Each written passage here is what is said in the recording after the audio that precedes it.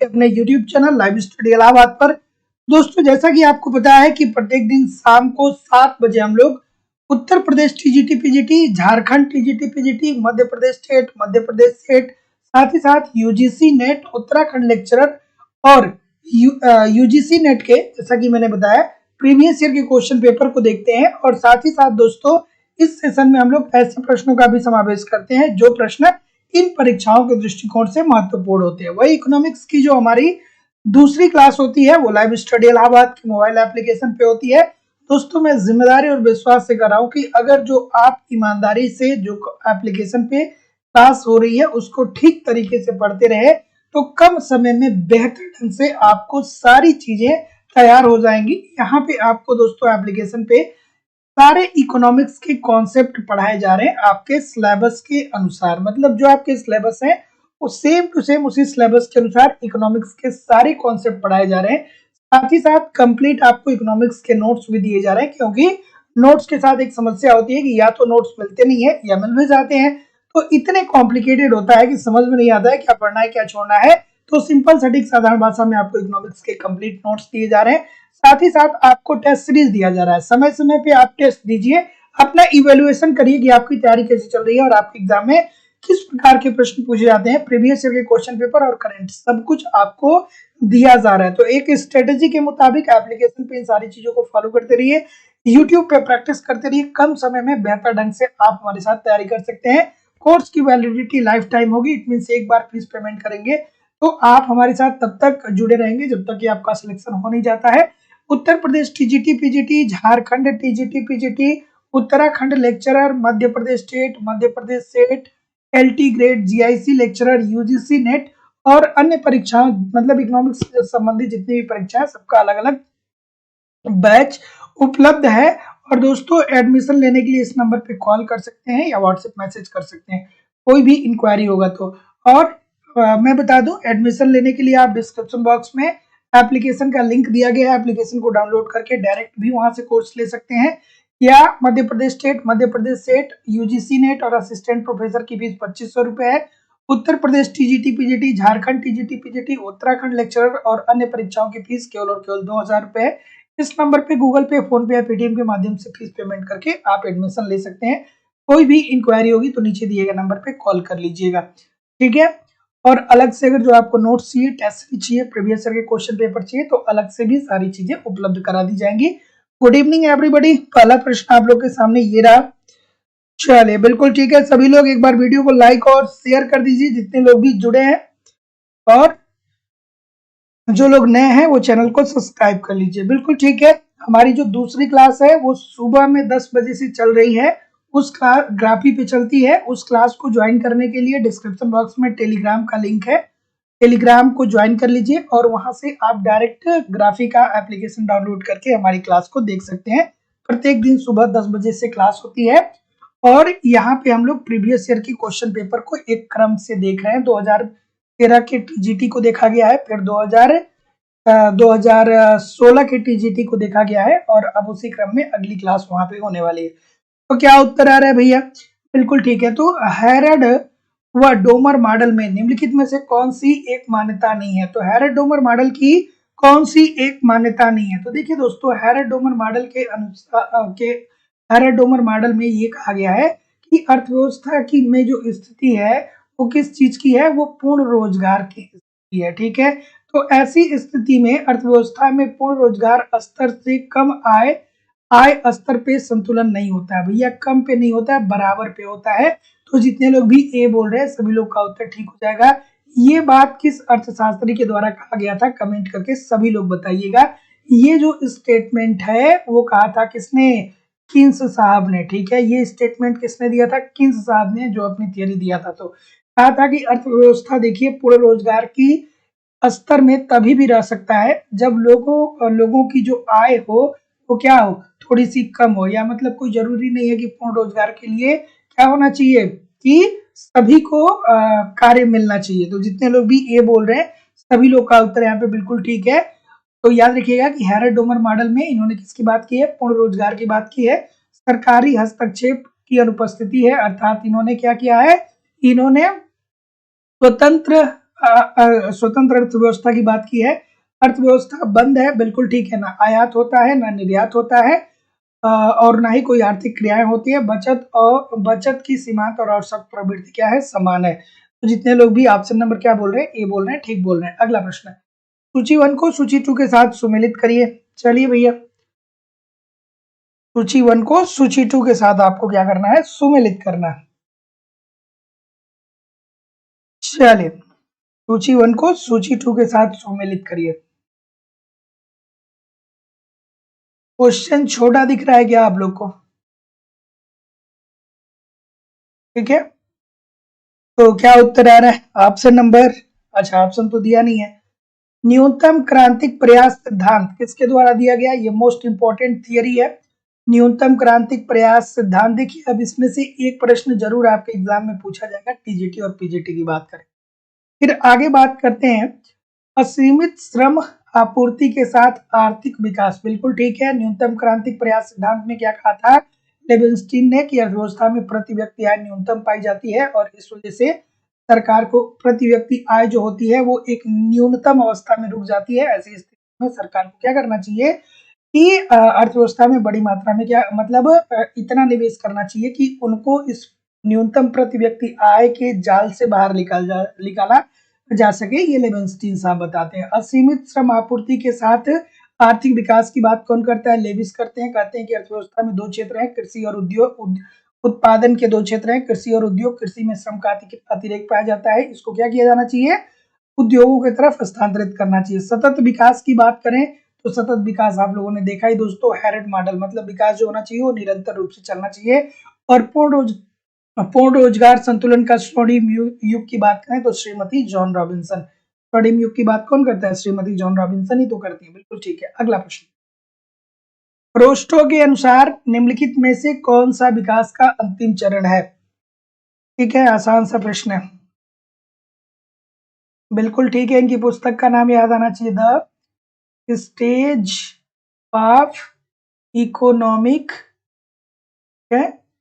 Economic growth. ठीक है, the stage of economic growth इन्होंने एक पुस्तक लिखी थी और उसमें बताया था कि एक अर्थव्यवस्था अगर जो विकास कर रहा है तो वो 5 चरणों से गुजरेगा।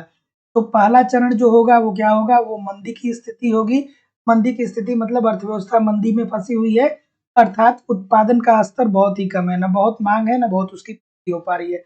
दूसरी अवस्था क्या बताया था? आत्मस्फूर्ति से पूर्व की अवस्था। तीसरी अवस्था आत्मस्फूर्ति की अवस्था। चौथी अवस्था परिपक्वता की ओर अग्रसर और पांचवी अवस्था जो थी वो अत्यधिक उपभोग। और यही जो था अंतिम चरण था, यही अत्यधिक उपभोग या अत्यधिक उत्पादन होगा तभी जाकर के क्या होगा कि अर्थव्यवस्था स्वर्णिम युग में होगी। तो जितने लोग भी क्या बोल रहे हैं बृहद स्तर पर उच्च उपभोग का युग, सभी लोग का उत्तर यहाँ पे बिल्कुल ठीक है। अगला प्रश्न, चलिए सभी लोगों से निवेदन है कि एक बार वीडियो को लाइक और शेयर कर दीजिए। इतने सारे लोग क्लास देख रहे हैं फिर भी लाइक और शेयर की संख्या बहुत कम है।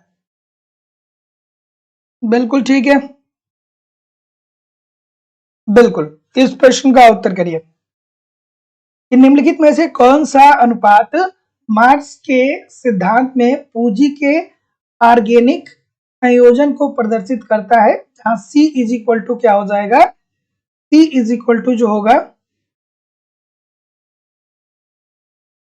स्थिर पूंजी, भी जो है चल पूंजी और S जो है वो अतिरिक्त मूल्य है। क्या उत्तर आ रहा है भैया? बिल्कुल ठीक है, बिल्कुल ठीक है, बिल्कुल ठीक है।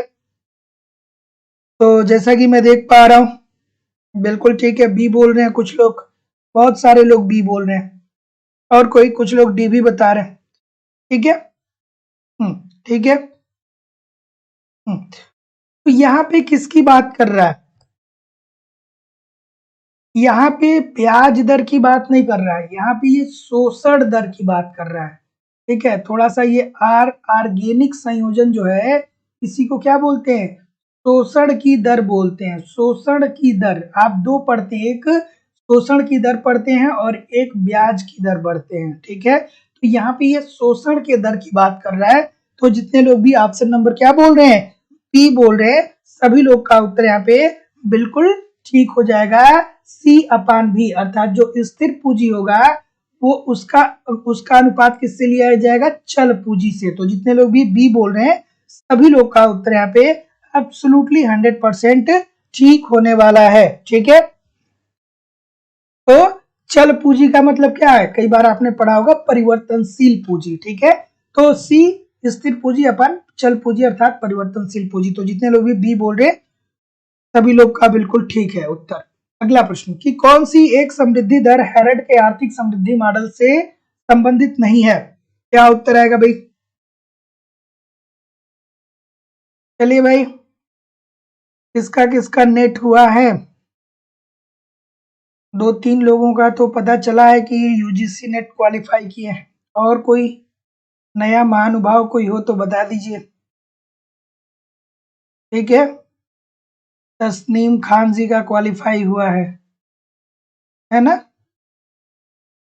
तो बस यहाँ पे बस बात इतनी सी है कि आपने देखा ही होगा कि तस्नीम खान जी ने जितनी भी क्लास हुई है उसको बहुत ही ईमानदारी से और बहुत ही धैर्य से सारी क्लासेस को उन्होंने देखा है। अब मैं ये नहीं कह रहा हूँ कि ये केवल किसी एक व्यक्ति का परिणाम है। जब आपको सफलता मिलती है तो बहुत सारे लोगों का उसमें परिणाम होता है, बहुत सारे लोगों की भूमिका होती है और उसमें सबसे मजबूत जो भूमिका होती है वो केवल और केवल आपकी होती है। मतलब मेहनत आपने खूब किया है। दुनिया में कहीं भी कोई भी कुछ भी पढ़ा ले, अगर जो आप मेहनत ही नहीं करेंगे तो कहाँ से सफलता मिलेगी?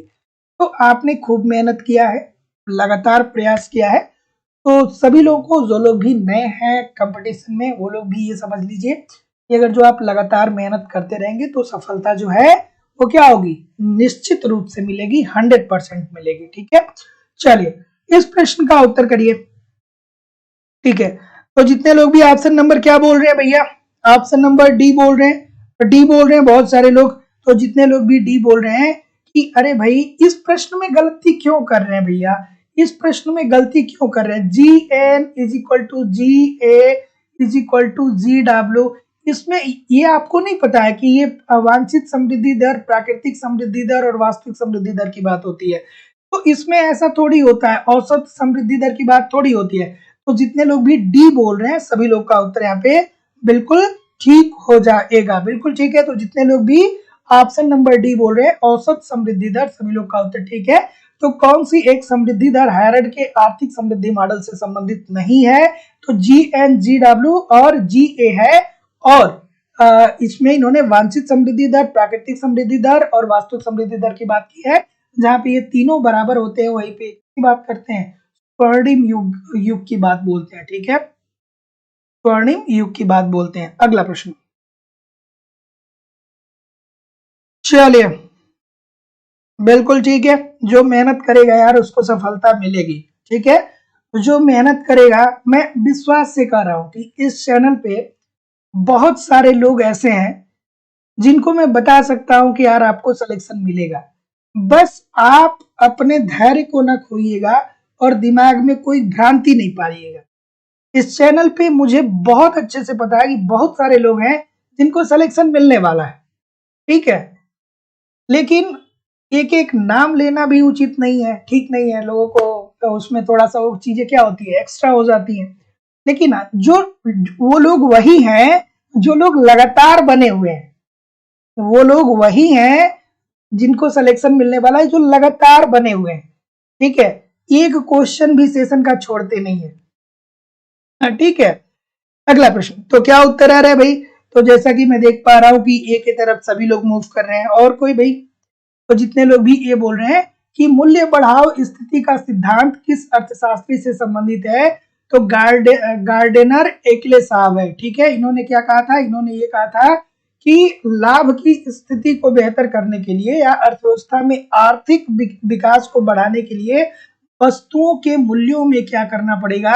वस्तुओं के मूल्यों में वृद्धि करना पड़ेगा, जिससे क्या होगा? जब मूल्य बढ़ेगा तो उत्पादन के स्तर को बढ़ाने में भी क्या मिलेगी? सहायता मिलेगी। तो जितने लोग भी ऑप्शन नंबर ए बोल रहे हैं सभी लोग का उत्तर ठीक है। अगला प्रश्न, पुनर्विनियोग मापदंड का मूल रूप से किसके द्वारा प्रस्तुत किया गया? पुनर्विनियोग मापदंड को होना चाहिए मूल रूप से किसके द्वारा प्रदर्शित किया गया? सभी लोगों से निवेदन है कि वीडियो को लाइक और शेयर सभी लोग कर दिया करिए। चलिए क्या उत्तर आ रहा है भैया? चलिए बिल्कुल ठीक है, बिल्कुल ठीक है, बिल्कुल ठीक है, बिल्कुल ठीक है, बिल्कुल। कि पुनर्विनियोग मापदंड को मूल रूप से किसके द्वारा प्रस्तुत किया गया? तो जैसा कि मैं देख पा रहा हूं, क्या उत्तर आ रहा है भाई? ऑप्शन नंबर, बिल्कुल ठीक है, बिल्कुल ठीक है। तो जितने लोग भी क्या बोल रहे हैं, लेवेंस्टीन साहब की तरफ बोल रहे हैं। क्या कहा था भैया इन्होंने? ठीक है, क्या कहा था? इन्होंने ये कहा था कि जो संसाधन है, संसाधन जो है उनका वितरण इस प्रकार से होना चाहिए, वितरण इस प्रकार से होना चाहिए कि जो हमारी भविष्य में आने वाली पीढ़ी है उसको क्या हो, इससे अत्यंत ही लाभ की प्राप्ति हो। ठीक है, तो जितने लोग भी क्या बोलेंगे, बी बोलेंगे, सभी लोग का उत्तर यहाँ पे बिल्कुल ठीक हो जाएगा। बिल्कुल ठीक है, तो जितने लोग भी बी बोल रहे हैं सभी लोग का उत्तर ठीक है। तो पुनर्विनियोग मापदंड को मूल रूप से किसके द्वारा प्रस्तुत किया गया? तो ये प्रस्तुत किया गया किसके द्वारा? लेवेंस्टीन के द्वारा। और एक छोटी सी बात इन्होंने कही थी, ये कही थी कि संसाधनों का जो वितरण होना चाहिए वो इस प्रकार से होना चाहिए कि जो आने वाली पीढ़ी है अर्थात जो भविष्य की पीढ़ी है उसको क्या हो, उसको लाभ की प्राप्ति हो। तो option number B this is the right answer हो जाएगा। अगला,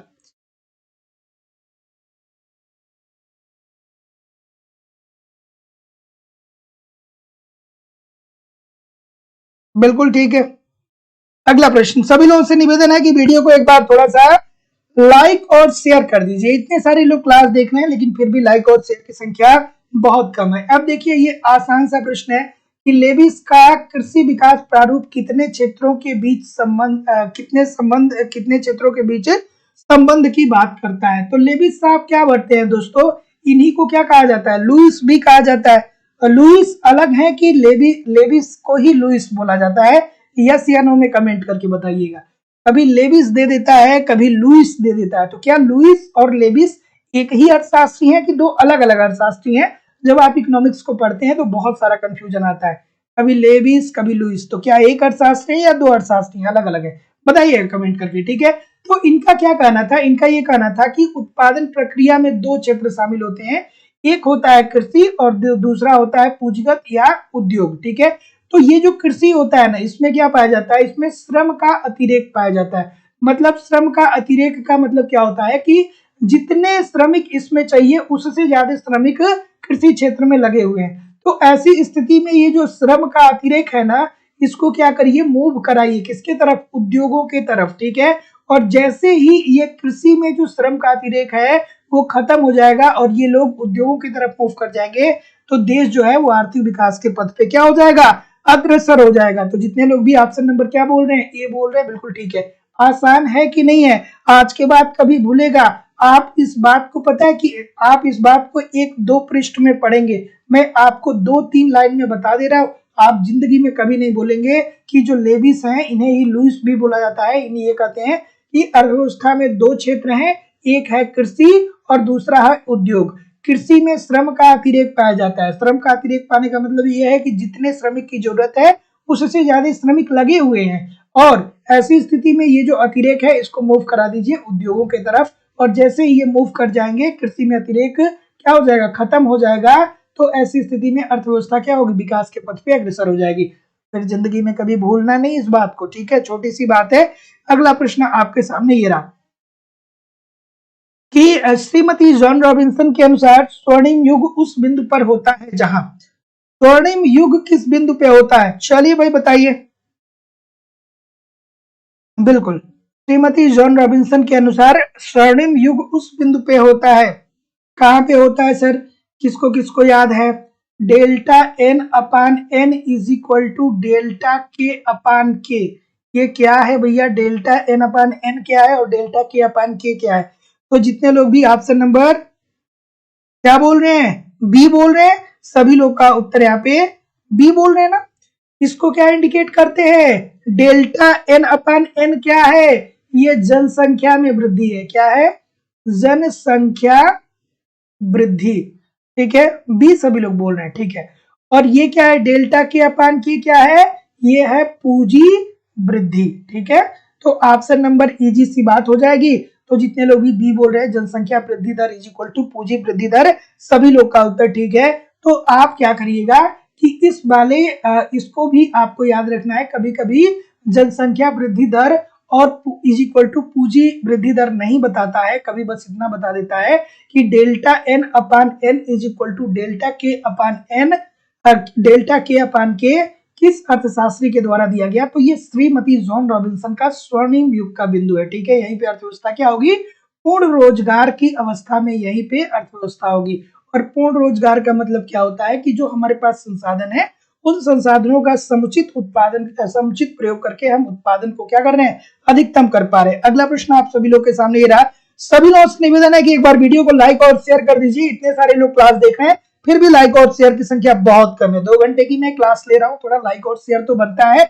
आज बहुत मजा आने वाला है, बहुत सारी चीजें आज सीखने को मिलेगी। तो अगला प्रश्न आपके सामने ये रहा, क्या उत्तर आ रहा है भैया, द्वैतवादी अर्थव्यवस्था का अर्थ है कि किसका किसका अस्तित्व होना चाहिए।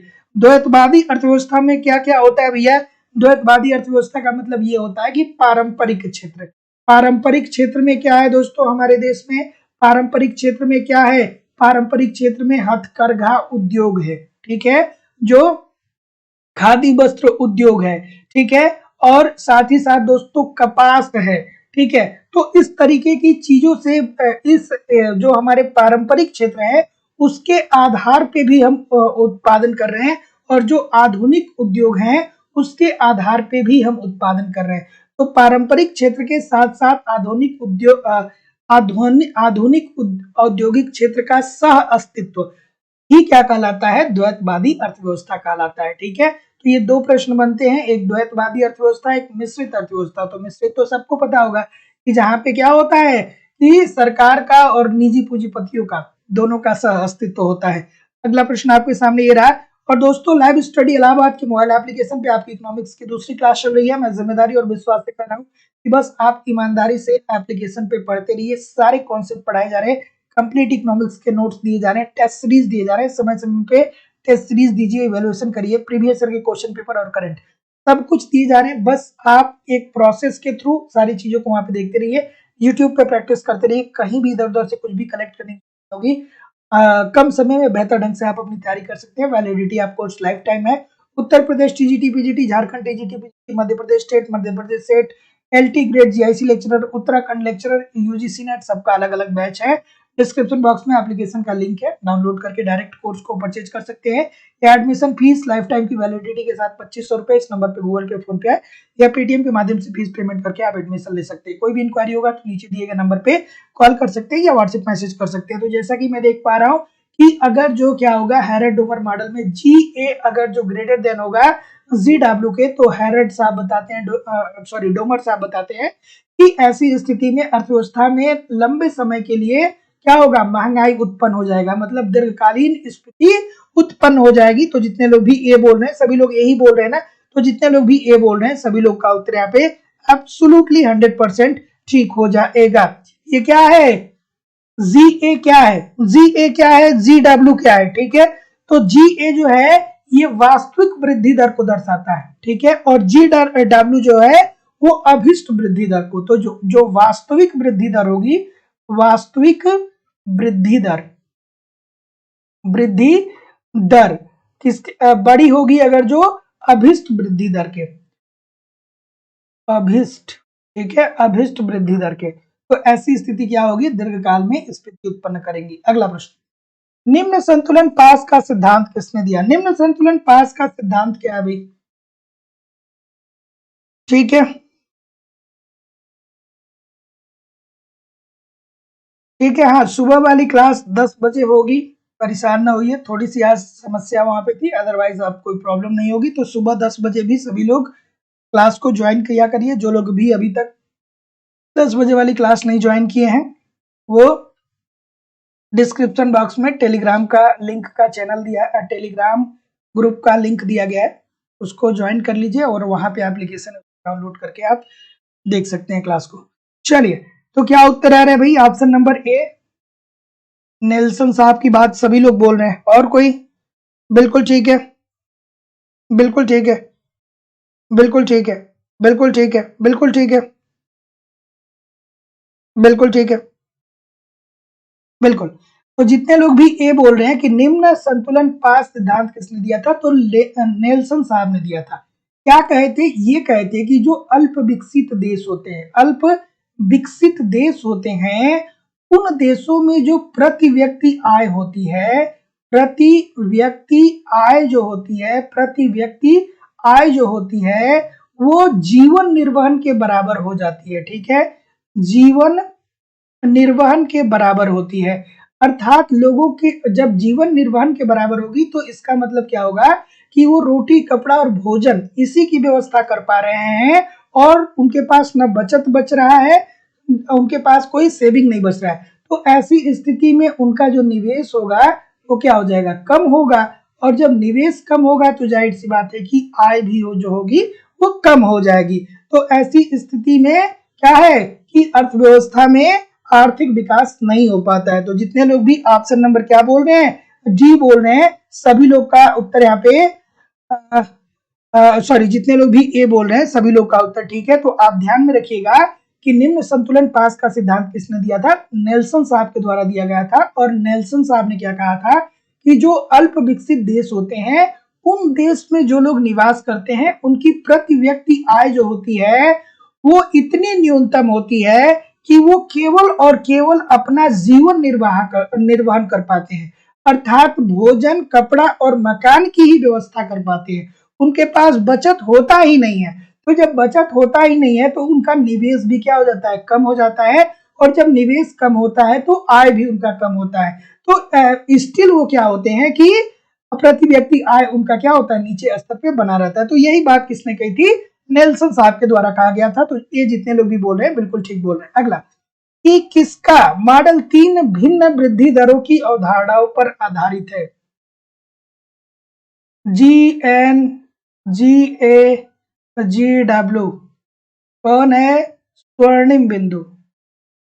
ठीक है, कौन? स्वर्णिम बिंदु। 3 भिन्न धारणा इसी में तो है, वास्तविक समृद्धि दर, वांछित समृद्धि दर और प्राकृतिक समृद्धि दर। बताइए क्या उत्तर आ रहा है भाई? ऑप्शन नंबर बिल्कुल ठीक है, बिल्कुल ठीक है, बिल्कुल ठीक है।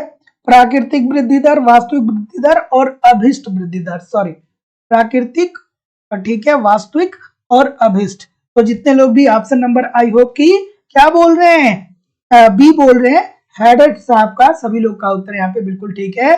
तो छुरी धार संतुलन भी किससे संबंधित है? इन्हीं से संबंधित है ना। क्या कहते हैं? कहते हैं अगर जो जी ए बराबर होगा जी एन के बराबर होगा जी डब्ल्यू के, तो यहाँ पे अर्थव्यवस्था में पूर्ण रोजगार की स्थिति विद्यमान होगी। ये प्रश्न देखिए, इस समय मैं देख रहा हूँ कई परीक्षाओं में लगातार पूछा जा रहा है कि एशियन ड्रामा नामक पुस्तक किस अर्थशास्त्री के द्वारा लिखा गया है। ये पुस्तक कई बार आपके एग्जाम में पूछा गया है। ठीक है, तो याद रखिएगा कि एशियन ड्रामा जो लिखा गया है वो कब लिखा गया है? कब लिखा गया पहले आप लोग कमेंट करके बताइए। ठीक है, 1968 में लिखा गया है। किसके द्वारा? बिल्कुल ठीक है, बिल्कुल ठीक है, हाँ ठीक है। तो जितने लोग भी गुरनार मेडल की बात बोल रहे हैं सभी लोग का उत्तर ठीक है। तो एशियन ड्रामा जो है वो लिखा गया है 1968 में। और ये पुस्तक जो है वो जो एशियाई देश हैं, जो एशिया के देश हैं, तो एशिया के देश हैं उनके बारे में लिखा गया है। ठीक है, एशिया के जो देश हैं उनकी गरीबी के बारे में इसमें क्या लिखा गया है। और ये पुस्तक जो है वो 10 साल के लिए रिलीवेंट है, मतलब 10 साल के आंकड़ों को दिखाता है। तो जितने लोग भी ऑप्शन नंबर क्या बोल रहे हैं? बी बोल रहे हैं, सभी लोग का उत्तर यहाँ पे बिल्कुल ठीक है। तो जितने लोग भी बी बोल रहे हैं गुरनार मेडल, सभी लोग का उत्तर ठीक है। तो याद रखना है, छोटी सी बात है कि एशियन ड्रामा, क्या इन्हें नोबेल पुरस्कार इसके लिए मिला था? कमेंट करके बताइएगा, क्या इन्हें नोबेल पुरस्कार मिला था इस पुस्तक के लिए? कमेंट करके बताइएगा। तो एशियन ड्रामा पुस्तक जो है वो कब लिखी गई थी? 1968 में लिखी गई थी। किसके द्वारा लिखी गई थी? गुरनार मेडल के द्वारा लिखी गई थी। और इस पुस्तक में जो एशियाई देश हैं, मतलब जो एशिया के देश हैं, इन देशों के गरीबी के बारे में अध्ययन किया गया। और गरीबी के बारे में कितने वर्षों का अध्ययन किया गया? 10 वर्षीय अध्ययन किया गया। तो जितने लोग भी बी बोल रहे हैं सभी लोग का उत्तर ठीक है, बिल्कुल ठीक है। तो याद रखिएगा गुरनार मेडल साहब को नोबेल प्राइज इस पुस्तक के लिए मिला है। किस भारतीय अर्थशास्त्री को कल्याणकारी अर्थशास्त्र के लिए नोबेल पुरस्कार मिला है, जरूर कमेंट करके बताइए, क्योंकि नोबेल पुरस्कार से भी प्रश्न बनते हैं। किस भारतीय अर्थशास्त्री को नोबेल पुरस्कार मिला है कल्याणकारी अर्थशास्त्र के संदर्भ में, कमेंट करके जरूर बताइएगा। बिल्कुल ठीक है, इस प्रश्न का उत्तर करिए। क्या उत्तर होगा? सभी लोगों से निवेदन है कि थोड़ा सा वीडियो को लाइक और शेयर कर दिया करिए। क्लास आप ही की तो है, तो इतने सारे लोग क्लास ज्वाइन किए हैं, फिर भी लाइक और शेयर की संख्या इतनी कम क्यों भैया? निवेदन है सभी लोगों से कि वीडियो को लाइक कर दीजिए और शेयर तो सभी लोग कर दिया करिए। ठीक है, क्या उत्तर आएगा भाई? ए की तरफ सभी लोग जा रहे हैं। ठीक है, कि Q इज इक्वल टू, ठीक है, ए टी एफ ब्रैकेट में K और L। ठीक है, तो जितने लोग भी ऑप्शन नंबर ए बोल रहे हैं सभी लोग का उत्तर यहाँ पे बिल्कुल ठीक हो जाएगा, है ना? क्यों क्या है? क्यों क्या इंडिकेट करता है? उत्पादन को इंडिकेट करता है। एटी क्या इंडिकेट करता है भैया? किसी दिए हुए समय में टेक्नोलॉजी को, किसी दिए गए समय में तकनीकी को। और एफ ब्रैकेट में के और एल क्या इंडिकेट करता है? ये के और एल जो है ये पूंजी और श्रम को इंडिकेट करता है, पूंजी और श्रम को इंडिकेट करता है। तो जितने लोग भी ए बोल रहे हैं सभी लोग का उत्तर यहाँ पे बिल्कुल ठीक हो जाएगा। हाँ, अमर्त्य सेन साहब को मिला था। ठीक है, इस प्रश्न का उत्तर करिए। चलिए भैया बता दीजिए इस प्रश्न का उत्तर कि भारत में सोलो का आर्थिक वृद्धि मॉडल क्या लागू होता है या नहीं लागू होता है, या लागू होता है तो कितना लागू होता है? तो आपको यहाँ पे क्या जानना चाहिए भैया? क्या जानना चाहिए? आपको ये जानना चाहिए कि सोलो साहब का जो थियरी है क्या वो विकसित देश के लिए है? अगर जो विकसित देश के लिए होगा तो नहीं लागू होगा। अगर जो विकासशील देश के लिए होगा तो फिर क्या होगा? लागू हो जाएगा। इजी सी बात है, कमेंट करके बताइए। तो जितने लोग भी ऑप्शन नंबर क्या बोल रहे हैं? सी बोल रहे हैं सभी लोग। और कोई भैया? और कोई सी के अलावा?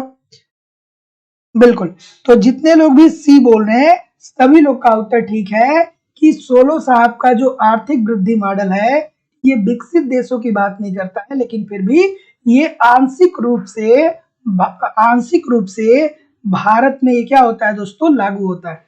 अच्छा, एक बात बताइएगा, सोलो साहब का मॉडल विकासशील देश के लिए है कि विकसित देश के लिए? कमेंट करके जरूर बताइएगा, ये भी प्रश्न पूछा जाता है।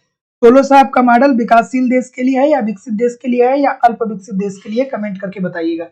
अगला प्रश्न कि आर्थिक वृद्धि का कॉरिडोर मॉडल कहाँ लागू नहीं होता है? चलिए, बिल्कुल ठीक है। सुमन शर्मा जी, मनोहर जी, निरुपमा सिंह जी, राजेश कुमार जी, दुलाल जी, रीता कश्यप जी, प्रियम मिश्रा जी, फरीन फातिमा जी, अनीस जी, मंजुला शर्मा जी, उषा रावत जी, लाल बहादुर जी, अफजल हसन जी, विकास कुमार मिश्रा जी, सुनील चौबे जी, अफसाना सिद्दीकी जी। बिल्कुल ठीक है सभी लोग। क्या उत्तर बोल रहे हैं भैया? ऑप्शन नंबर बिल्कुल ठीक है, बिल्कुल ठीक है, बिल्कुल ठीक है। तो जितने लोग भी क्या बोल रहे हैं? बी बोल रहे हैं, सभी लोग का उत्तर यहाँ पे बिल्कुल ठीक है कि आर्थिक वृद्धि का जो केलदार मॉडल है ये केवल और केवल क्या होता है कि विकासशील देश में लागू होता है या अल्प विकसित देश में लागू होता है, अर्थात पिछड़े देश में लागू होता है। ये विकसित देशों में लागू नहीं होता है। तो जितने लोग भी क्या बोल रहे हैं यहाँ पे? बी बोल रहे हैं, सभी लोग का उत्तर यहाँ पे बिल्कुल ठीक हो जाएगा। सभी लोग बी बोल रहे हैं ना? ठीक है, तो जितने लोग भी बी बोल रहे हैं ठीक बोल रहे हैं कि आर्थिक विकास का कैलडोर मॉडल जो है वो विकसित देशों में नहीं लागू होता है, वो अल्प विकसित देश या पिछड़े देशों में विकासशील देशों में लागू होता है। अगला प्रश्न जो है वो ये है कि ये बताइए कि बड़े धक्के का सिद्धांत किस पर बल देता है? और ठीक है, और देखिए कभी भी जिंदगी में पहली सफलता मिल जाए ना तो अपने माइंड को रिलैक्स नहीं करना है। अब ये नहीं कि कुछ दिनों के लिए रिलैक्स कर गए कि चलो ठीक है सफल हो गए, ठीक है, थोड़ी सी क्या होती है ना कि आत्मसंतुष्टि मिल जाती है, आत्मसंतुष्टि मिल जाती है तो आदमी जो होता है वो कंफर्ट जोन में जाने जाने का प्रयास करता है। लेकिन ऐसा नहीं है, अगर जो एक सफलता मिल गई है तो आप ये मान के चलिए कि आप अपने आप को उस पोजीशन पे ला करके खड़ा कर दिए हैं कि अब आपको लगातार सफलता मिलेगी। ठीक है, तो कभी भी कंफर्ट जोन में जाने का प्रयास ना करिए। सफलता मिल रही है तो लगातार परीक्षाओं को दीजिए, लगातार इसी तरीके से बने रहिए, बहुत कुछ जिंदगी में मिलने वाला है ना। क्या उत्तर होगा भाई? ऑप्शन नंबर बिल्कुल ठीक है। जितने लोग भी क्या बोल रहे हैं, ये बोल रहे हैं, सभी लोग का उत्तर यहाँ पे बिल्कुल ठीक होगा। सभी लोग ये बोल रहे हैं, बिल्कुल ठीक है। किसने दिया था बड़े धक्के का सिद्धांत? किसने दिया था? रोजेस्टीन रोडान ने दिया था क्या? किसने दिया था बड़े धक्के का सिद्धांत? किसने दिया था? तो जितने लोग भी रोजेस्टीन रोडान की बात बोल रहे हैं, सभी लोग का उत्तर बिल्कुल ठीक है। रोजेस्टीन रोडान का कहना क्या था? कहना ये था कि जो अल्प विकसित देश होते हैं उसमें लोगों की आय बहुत कम होती है, लोगों के पास आय कम होती है, तो इस वजह से निवेश भी कम होता है। तो ऐसी स्थिति में सरकार को क्या करना चाहिए कि अर्थव्यवस्था में बड़े पैमाने पे क्या करना चाहिए? व्यय करना चाहिए, जिससे मांग व पूर्ति क्रियाशील हो सके और लोगों की जो निवेश क्षमता है उसमें वृद्धि आ सके। ठीक है, तो जितने लोग भी बड़े निवेश क्षेत्र पर बात कर रहे हैं, सभी लोग का उत्तर ठीक है। ये रोजेस्टीन रोडान जो थे वो संतुलित विकास सिद्धांत से संबंधित थे या असंतुलित विकास सिद्धांत से संबंधित थे? जरूर कमेंट करके बताइएगा। ठीक है, सारी बातें मैं ही थोड़ी बताऊंगा, आप भी कुछ बताइए मुझे। प्रोजेस्टीन रोडान जो थे वो संतुलित विकास से संबंधित थे या असंतुलित विकास से संबंधित थे? जैसा कि पढ़ते हैं ना, संतुलित विकास की बात कौन करता है? हमारे रेगनर नर्स साहब करते हैं। और असंतुलित विकास की बात कौन करता है? हर्समैन साहब करते हैं। तो रोजेस्टीन रोडान साहब किसकी बात करते हैं? बता दीजिए भाई। ठीक है, बिल्कुल ठीक है। आधुनिक आर्थिक विकास के विचार को विकसित करने का श्रेय निम्नलिखित में से किसको जाता है? बिल्कुल ठीक है, संतुलित की बात करते हैं, बिल्कुल ठीक है। रोजेस्टीन रोडान संतुलित की बात करते हैं, कोई दिक्कत नहीं है। और कौन? हाँ, क्या बोल रहे हैं भैया? इस प्रश्न का उत्तर सी बोल रहे हैं सभी लोग। उस्मान भाव ए भी बोल रहे हैं, बहुत अच्छी बात है भाई। ए वाले कितने हैं? ए वाले कितने हैं? बिल्कुल ठीक है। तो आधुनिक विकास के विचार को विकसित करने का श्रेय किसको जाता है? तो जितने भी महानुभाव ये बोल रहे हैं, सभी का सभी लोग का उत्तर क्या होगा? गलत हो जाएगा। और जितने लोग भी ऑप्शन नंबर जितने लोग भी ए बोल रहे हैं उनका गलत होगा, और जितने लोग भी सी बोल रहे हैं सबका सही होगा। और इनको याद रखिएगा कि इनको भी नोबेल प्राइज मिला है। ठीक है, इनको भी नोबेल पुरस्कार मिला है। तो आधुनिक आर्थिक विकास के विचार को विकसित करने का श्रेय साइमन कुजनेटस साहब को जाता है, और इसके लिए इन्हें क्या मिला था? नोबेल पुरस्कार मिला था। तो option number see this is the right answer हो जाएगा। अगला प्रश्न ये रहा कि फ्रीडम इज डेवलपमेंट। ठीक है, अगर जो हमको स्वतंत्रता दीजिए वही हमारा क्या है? विकास है। ये बात किसने कही थी भाई? स्वतंत्रता ही विकास है। चलिए, क्या उत्तर होगा? और सभी लोगों से निवेदन है कि वीडियो को एक बार लाइक और शेयर जरूर कर दिया करिए। सभी लोगों से निवेदन है कि लाइक और शेयर कर दिया करिए, और कम से कम टेस्ट सीरीज जरूर ज्वाइन करके डिस्क्रिप्शन बॉक्स में जाइए, एप्लीकेशन का लिंक है, टेस्ट सीरीज ज्वाइन कर लीजिए और कम से कम संडे टू संडे टेस्ट दीजिए। और देखिए कि प्रश्न किस चैप्टर के गलत हो रहे हैं, उस चैप्टर को बार बार पढ़िए। ठीक है, सारी चीजें सही हो जाएंगी। टेस्ट सीरीज का बहुत ही महत्वपूर्ण भूमिका होता है ना। तो टेस्ट भी जरूर दिया करिए, जिससे आपको पता चल पाएगा कि और कितनी तैयारी करने की जरूरत है। तो जितने लोग भी क्या बोल रहे हैं भैया? सी बोल रहे हैं, अमर्त्य सेन की बात बोल रहे हैं। सभी लोग का उत्तर ठीक है। फ्रीडम, अगर जो आप हमें स्वतंत्रता दे दीजिए तो वही हमारे लिए क्या है? वही हमारे लिए क्या है? डेवलपमेंट है। ठीक है, विकास है। तो जितने लोग भी अमर्त्य सेन साहब की बात बोल रहे हैं, सभी लोग का उत्तर यहाँ पे बिल्कुल ठीक हो जाएगा। अगला प्रश्न, निम्नलिखित में से कौन सा अर्थशास्त्री संतुलित वृद्धि सिद्धांत से संबंधित है? संतुलित वृद्धि, अब चलिए वही प्रश्न आ गया। ठीक है, ये लोग क्या कहते हैं कि अर्थव्यवस्था में जितने क्षेत्र है, अगर जो अर्थव्यवस्था में कोई क्षेत्र ए है, कोई क्षेत्र बी है, कोई क्षेत्र सी है, कोई क्षेत्र डी है, तो इन सभी क्षेत्रों में आप क्या करिए कि समान रूप से निवेश करिए। इन सभी में समान रूप से निवेश करिए, तो समान रूप से निवेश करेंगे तो देश जो होगा वो आर्थिक विकास करेगा, ठीक है। लेकिन असंतुलित की बात जो कौन करता है, हर्षमैन साहब बोलते हैं। हर्षमैन साहब बोलते हैं, ये असंतुलित सिद्धांत की बात करते हैं। क्या कहते हैं कि अर्थव्यवस्था में जितने भी क्षेत्र हैं वो सभी क्षेत्रों में आपको निवेश नहीं करना है, उन क्षेत्रों में ज्यादा निवेश करिए जिसमें लाभ मिलने की संभावना ज्यादा है। और अगर जो यहाँ पे लाभ ज्यादा मिलता है तो फिर इस लाभ को क्या करिए कि ए और डी तक पहुंचाइए, ठीक है। तो ऑप्शन नंबर जितने महानुभाव क्या बोल रहे हैं कि लेविस साहब हो गए, बिल्कुल ठीक है, और रैगनर नर्स साहब हो गए, सभी लोग का उत्तर यहाँ पे बिल्कुल ठीक है। नेल्सन और सीगर जो है वो किससे संबंधित है, ये असंतुलित विकास से संबंधित है। तो जितने लोग भी ए बोल रहे हैं सभी लोग का उत्तर ठीक हो जाएगा। और गुरनार मेडल भी इसी से संबंधित है, लेकिन उनको दिया नहीं गया है। अगला प्रश्न आपके सामने ये रहा कि हिग्स और हैरड की तटस्थ तकनीकी प्रगति को स्वीकार करने वाली उत्पादन फर्म के प्रतिस्थापन की लोचशीलता कैसी होती है। बहुत बार ये प्रश्न पूछा गया है, बिल्कुल ठीक है। सभी लोगों से निवेदन है कि वीडियो को एक बार लाइक और शेयर जरूर कर दिया करिए। और डिस्क्रिप्शन बॉक्स में मोबाइल एप्लीकेशन दिया गया है जहां पे आपको आपकी इकोनॉमिक्स की कॉन्सेप्ट की क्लास चलती है, उसको जरूर डाउनलोड कर लीजिए। वहां पे ए टू जेड इकोनॉमिक्स के संपूर्ण कॉन्सेप्ट आपको पढ़ाए जाते हैं। मैं जिम्मेदारी और विश्वास से कर रहा हूँ कि अगर जो आप ईमानदारी से सारे कॉन्सेप्ट वहां पे पढ़ते रहेंगे, कंप्लीट आपको इकोनॉमिक्स के नोट्स दिए जा रहे हैं, नोट्स को पढ़ते रहेंगे, टेस्ट सीरीज दिए जा रहे हैं, टेस्ट सीरीज को देते रहेंगे, प्रीवियस ईयर के क्वेश्चन पेपर भी आपको दिए जा रहे हैं और आपको करंट भी प्रोवाइड किए जा रहे हैं। सारी चीजें प्रोवाइड की जा रही हैं एक सिस्टमेटिक ढंग से। आप वहां पे पढ़ते रहिए, यूट्यूब पे प्रैक्टिस करते रहिए। कहीं भी इधर से कुछ भी इधर उधर से कुछ भी कलेक्ट करने की जरूरत नहीं पड़ेगी।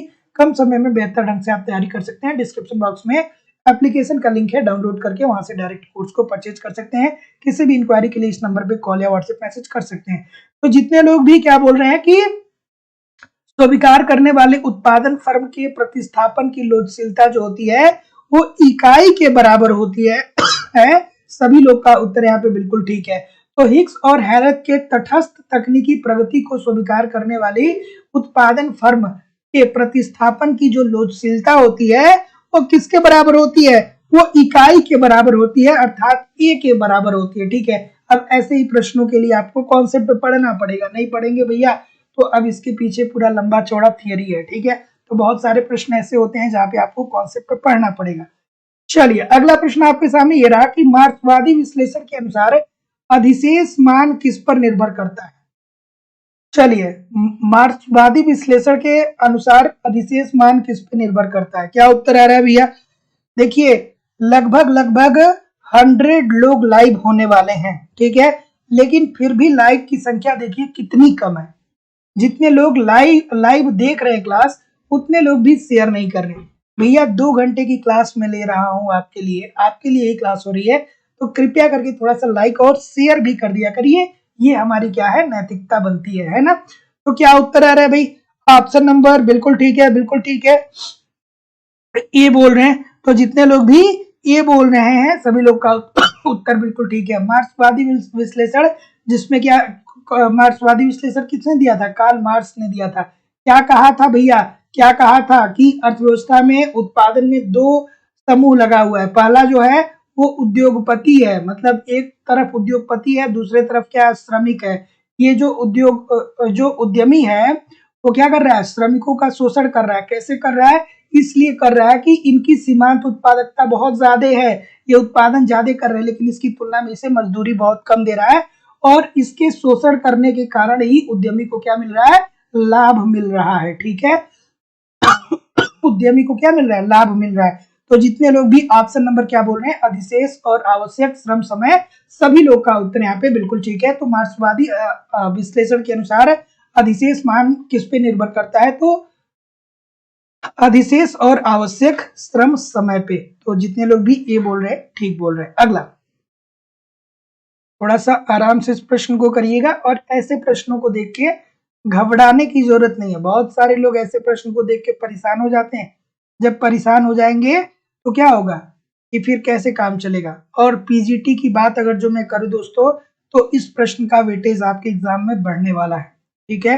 पीजीटी की बात करें तो अब हमारी समझ से इस प्रकार के कम से कम 5 से 10 क्वेश्चन या उससे ज्यादा भी प्रश्न देखने को मिल सकते। यूपी पीजीटी की बात करें तो इस प्रश्न के वेटेज जो है, अभिकथन और तर्क वाले जो प्रश्न है इसके वेटेज बढ़ने वाले। ठीक है, क्या उत्तर आ रहा है भाई? बिल्कुल ठीक है। चलिए, ईएन रोजेस्टीन रोडान मॉडल में उत्पादन में अविभाज्यता की धनात्मक भूमिका का विश्लेषण किया गया है। ठीक है, रोजेस्टीन रोडान ने, अगर जो बात करें रोजेस्टीन रोडान मॉडल में उत्पादन में अविभाज्यता की धनात्मक भूमिका का विश्लेषण किया गया है। There is no doubt. ठीक है, 100% ठीक होने वाला है। अविभाज्यता को हटाने के परिणाम स्वरूप उत्पादन में पैमाने के प्रतिफल जो होते हैं वो स्थिर होते हैं, स्थिर नहीं होते हैं, परिवर्तनशील होते हैं। ठीक है, स्थिर नहीं होते हैं, परिवर्तनशील होते हैं। तो जितने लोग भी क्या बोल रहे हैं, ये उत्पादन के पैमाने के जो प्रतिफल होते हैं भैया, पढ़े होंगे तो क्या होता है, क्या पढ़ते हैं, बढ़ते क्रम में होते हैं। उत्पादन के पैमाने के प्रतिफल जो होते हैं वो बढ़ती अवस्था में होते हैं। ठीक है, स्थिर नहीं होते हैं। तो जितने लोग भी ए नहीं बोल रहे हैं, कोई भी ए नहीं बोल रहा है, जो लोग भी ए नहीं बोल रहे हैं सब गलत हो गए, है ना? तो जितने लोग भी ए बोल रहे हैं सभी लोग का उत्तर यहाँ पे बिल्कुल ठीक होने वाला है, 100% ठीक होने वाला है। तो इन्होंने क्या कहा, इन्होंने कहा कि उत्पादन में पैमाने के प्रतिफल जो होते हैं वो बढ़ते हुए क्रम में होते हैं। तो option number A this is the right answer हो जाएगा। अगला, संतुलित समृद्धि की मूल व्याख्या निम्नलिखित में से किससे संबंधित है? आराम से इस प्रश्न का उत्तर करिए। बिल्कुल ठीक है। चलिए, और देखिए दोस्तों, जितने लोग भी पढ़ाई कर रहे हैं ना, मैं आपसे यही कहूंगा कि एक अच्छा सा प्यारा सा शेड्यूल बना लीजिए। ठीक है, क्योंकि बहुत सारे लोग ऐसे होते हैं जो सोचते हैं कि पढ़ेंगे पढ़ेंगे पढ़ेंगे, लेकिन एक बाध्यता जरूर बना लीजिए कि हमको इस टाइम से इस टाइम पढ़ना है, और अपने आप से इतना ईमानदार हो जाइए कि उस टाइम पढ़ना है तो पढ़ना ही है, चाहे कुछ भी हो जाए। ठीक है, कॉम्पिटिटिव एग्जामिनेशन की बेसिकली जो तैयारी करता है उसके सामने यही समस्या होती है। उसके सामने सबसे बड़ी समस्या होती है कि जब आप स्कूल में पढ़ते हैं, जब आप कॉलेज में पढ़ते हैं, तब तो आप रूटीन बना लेते हैं कि हमको 2 घंटा सुबह, 3 घंटा सुबह, 3-4 घंटा शाम को पढ़ना है। लेकिन जो कॉम्पिटिटिव एग्जामिनेशन की तैयारी करता है ना, वो सोचता है कि जब हमको लंबा समय मिलेगा 4-5 घंटे का, तभी हम पढ़ेंगे।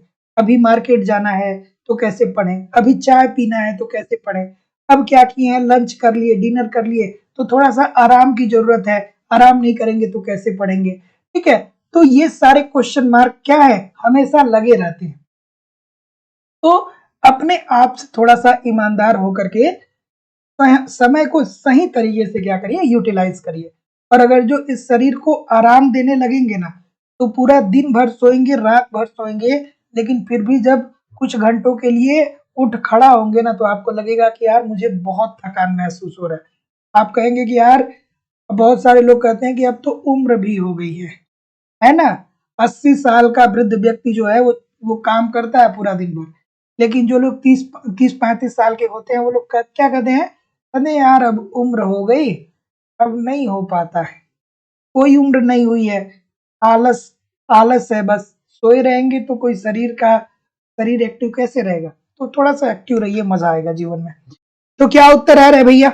ऑप्शन नंबर, जितने लोग भी क्या बोल रहे हैं, ए बोल रहे हैं, सभी लोग का उत्तर ठीक है कि संतुलित समृद्धि की मूल व्याख्या निम्नलिखित में से किससे संबंधित है? तो संबंधित इससे है कि निजी और सामाजिक लाभों के बीच अपसरण दूर करने हेतु क्रियाकलापों का व्यापक स्तर पर क्या करना, विचार करना। तो जितने लोग भी ऑप्शन नंबर क्या बोल रहे हैं, ए बोल रहे हैं, सभी लोग का उत्तर ठीक है। तो संतुलित समृद्धि की मूल व्याख्या जिसको किसने दिया था, रैगनर नर्स साहब ने दिया था। क्या कहा था कि अर्थव्यवस्था में सभी क्षेत्र जो होते हैं समान रूप से निवेश होने चाहिए। तो ऐसी स्थिति में समान रूप से निवेश होंगे तो निजी और सामाजिक लाभों के बीच जो होगी वो अपसरणता दूर होगी, और उसके क्रियाकलापों का व्यापक स्तर पे क्या होगा, विस्तार होगा। तो जितने लोग भी क्या बोल रहे हैं, ए बोल रहे हैं, ठीक बोल रहे हैं। अगला प्रश्न, कि टी.डब्ल्यू. सुल्ज ने आर्थिक समृद्धि के लिए शिक्षा के संबंध में निम्नलिखित अनुपात दिया। क्या उत्तर होगा? चलिए, क्या उत्तर होगा भाई? एक लोग इलाहाबाद में हैं, 2-3 बार इंटरव्यू दिए हैं आयोग का वो भी। तो एक दिन हमसे मिले तो कहे कि तिवारी जी, अब उम्र हमारी हो गई है, अब मन नहीं करता है कि बैठ के 4-5 घंटे पढ़ें। उसके बाद कुछ ही देर बाद कह रहे कि जो हमारे पिताजी हैं जो हमारे पिताजी हैं, वो सुबह 6 बजे उठते हैं और शाम को रात में 9 बजे तक काम करते रहते हैं, कुछ ना कुछ करते रहते हैं। तो हमने कहा कि ठीक है, पुत्र की उम्र हो गई है और पिता की अभी ये उम्र नहीं हुई है कि वो क्या करे, आराम करे। तो कह रहे कि हाँ, यही नहीं समझ में आता। चलिए कोई बात नहीं, इस प्रश्न का उत्तर करिए कि टी डब्ल्यू सुल्ज ने आर्थिक समृद्धि के लिए शिक्षा के संबंध में निम्नलिखित में से कौन सा अनुपात दिया। तो जितने लोग भी क्या बोल रहे हैं जितने लोग भी क्या बोल रहे हैं जितने लोग भी क्या बोल रहे हैं, बिल्कुल ठीक है, थोड़ा आराम से करिए, गलती हो रही है। जितने लोग भी बी बोल रहे हैं, सभी लोग का उत्तर ठीक है कि टी डब्ल्यू सुल्ज ने आर्थिक समृद्धि के लिए शिक्षा के संबंध में निम्नलिखित में से किसका अनुपात दिया। तो शिक्षा श्रम अनुपात, शिक्षा आय अनुपात और शिक्षा निवेश अनुपात की इन्होंने बात किया। तो जितने लोग भी यहाँ पे क्या बोल रहे हैं, बी बोल रहे हैं, सभी लोग का उत्तर यहाँ पे एब्सोल्युटली ठीक होगा। Option number B according to the question this is the right answer हो जाएगा। इस बात को ध्यान रखिएगा कि इन्होंने मानवीय शिक्षा पे क्या दिया था, बहुत बल दिया था। सुल्ज साहब ने क्या दिया था, मानवीय शिक्षा पे बल दिया था, ठीक है। और ज्ञान और कौशल इन्होंने बताया था कि पूंजी के दो रूप है, एक जो है वो ज्ञान है और दूसरा जो है वो कौशल है, ठीक है, यानी दक्षता है, ठीक है। ज्ञान और कौशल जो है वो क्या है, पूंजी के दो रूप हैं। तो इसमें इन्होंने अनुपात की बात की, शिक्षा श्रम अनुपात, शिक्षा आय अनुपात और शिक्षा निवेश अनुपात। तो जितने लोग भी ऑप्शन नंबर बी बोल रहे हैं, सभी लोग का उत्तर यहाँ पे बिल्कुल ठीक। अगला सूची 1 को सूची 2 के साथ सम्मिलित करिए। सूची 1 को सूची 2 के साथ सम्मिलित करिए। बिल्कुल ठीक है, बिल्कुल ठीक है, बिल्कुल ठीक है। एक और याद रखिएगा कि किसने कहा था कि मानव में निवेश करना, मानव में निवेश करना, मानवीय पूंजी में निवेश करना, मानवीय पूंजी में निवेश करना, अर्थव्यवस्था में निवेश कर, मानवीय पूंजी में निवेश करना, अर्थव्यवस्था में निवेश करना है, ठीक है। मतलब अगर जो आपको अर्थव्यवस्था में निवेश के स्तर को बढ़ाना है तो मानवीय पूंजी में निवेश करिए, ठीक है। अर्थात लोगों को अच्छी शिक्षा दीजिए, अच्छी स्वास्थ्य दीजिए, अच्छा परिवहन दीजिए, अच्छी अच्छी बिजली दीजिए, ठीक है। तो अगर जो मानवीय विकास आप कर रहे हैं तो आप निवेश क्षमता में वृद्धि करना है। ये बात भी किसने कही थी, सुल्ज साहब ने कही थी। इस बात को ध्यान में रखिएगा, मुझे याद आ गया, ये स्टेटमेंट पूछता है। तो पूंजी का अवशोषण क्षमता की बात करें दोस्तों, तो कौन हुआ, हर्षमैन साहब हुए, हर्षमैन साहब हुए, ठीक है। तो पूंजी के अवशोषण क्षमता की बात करें तो कौन था, एम कैलेकी थे, ठीक है। अवशोषण क्षमता की बात जो था वो ये एक अर्थशास्त्री हुए, एम कैलेकी। तकनीकी द्वैधता की बात करें दोस्तों तो हिगिंस साहब कहाँ पे हैं, यहाँ है। जीवन की भौतिक गुणवत्ता सबको पता होगा, मॉरिस डी मॉरिस। और उद्योगों के विस्तार हेतु अनुमेय एवं अनिवार्य क्रम की बात करें तो दोस्तों ये हर्षमैन साहब की बात है। अनिवार्य क्रम मतलब क्या, जिसको ज्यादा, जहां पे ज्यादा लाभ मिलने की जरूरत है वहां ज्यादा निवेश करिए और जितना कम क्या करिए, जहां पे क्या बोल रहे हैं, 1 4 3 2 बोलिए, हाँ ठीक है। तो देखिए अगर जो ऐसे प्रश्न आपको नहीं आते हैं, मुझे पता है कि ये वाला जो दो ए और बी जो है वो ट्रिकी है। तो इन केस मान लीजिए कि एग्जामिनेशन में आपको ये पता नहीं है कि ए किसने दिया, बी किसने दिया, तो सी तो आपको रट्टा होगा, आपने जिंदगी भर में इकोनॉमिक्स इतना पढ़ा है तो आपको पता होगा कि जीवन की भौतिक गुणवत्ता सूचकांक जो है वो किसने दिया था, डी मैरिस साहब ने दिया था, मैरिस डी मैरिस ने दिया था। ये बात तो सबको पता होगी। तो आप क्या कर दीजिए कि सी का 3 मिला दीजिए और उद्योगों के विस्तार हेतु अनुमेय एवं अनिवार्य क्रम की बात पता ही होगी कि हर्ष मैन ने दिया था। तो क्या कर दीजिए, डी का 2 मिला दीजिए। अगर जो इसको सेट कर देंगे तो आपका प्रश्न बन जाएगा। तो ऐसे प्रश्नों में कभी-कभी अगर जो चारों ऑप्शन नहीं आ रहे हैं, फिर भी आप क्या कर सकते हैं, सेट करके प्रश्न को सही तरीके से उत्तर दे सकते हैं। अगला प्रश्न ये रहा, थोड़ा-सा वीडियो को लाइक और शेयर कर दिया करिए, ठीक है? इतने सारे लोग क्लास देखते हैं, मैं 2 घंटे की क्लास लेता हूँ, फिर भी पता नहीं क्यों लाइक शेयर नहीं करते हैं। क्यों नहीं करते हैं भैया?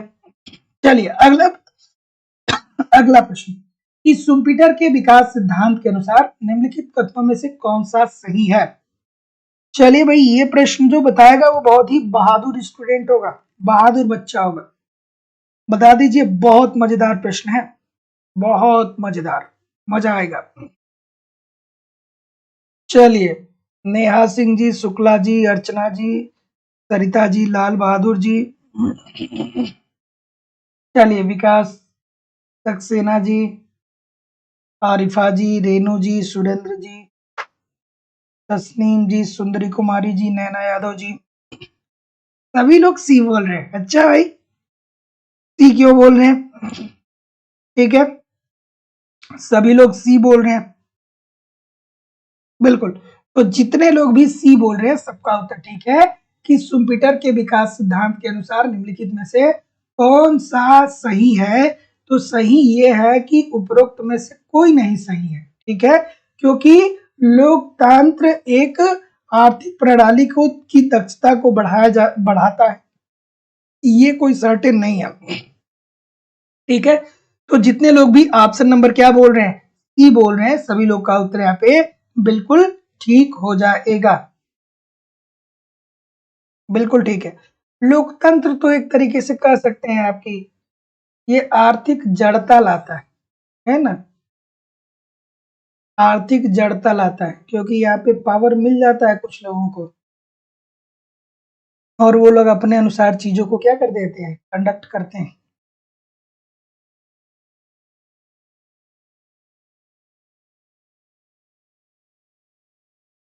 कौन कौन छूट गया भाई? सदानंद मिश्रा जी आप छूट गए, चलिए। सुमन शर्मा जी, दीक्षा जी, चलिए जो लोग छूट गए अपना नाम एक बार ले लीजिएगा खुद से, ठीक है? क्या उत्तर होगा भाई?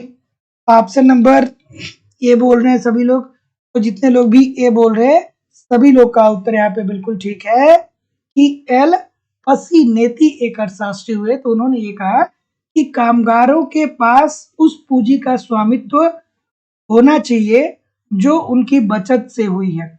यह इसके द्वारा दिए गए समृद्धि मॉडल एक की महत्वपूर्ण मान्यता है। तो एल पसीनेती एक अर्थशास्त्री हुए, उन्होंने बताया, ठीक है? याद रखिएगा, कामगारों के पास एक पूंजी का स्वामित्व होना चाहिए जो उसकी बचत से हुआ। अब देखिए गलती ये होती है ना, ये जो कामगार है ना इसको आप छोड़ देते हैं, अर्थात कामगार का मतलब किससे संबंधित है, सामान्य भाषा में आप कह सकते हैं श्रमिक का।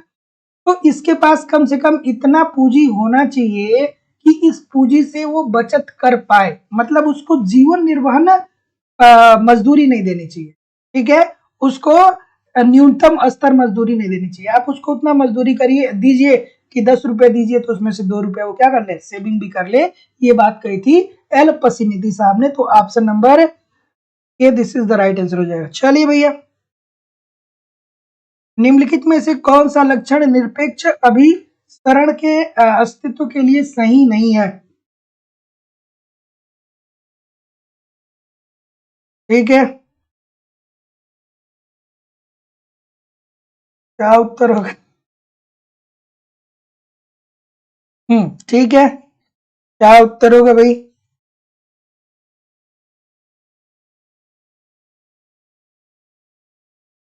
चलिए, क्या उत्तर आ रहा है? ठीक है, इस प्रश्न का उत्तर करिए।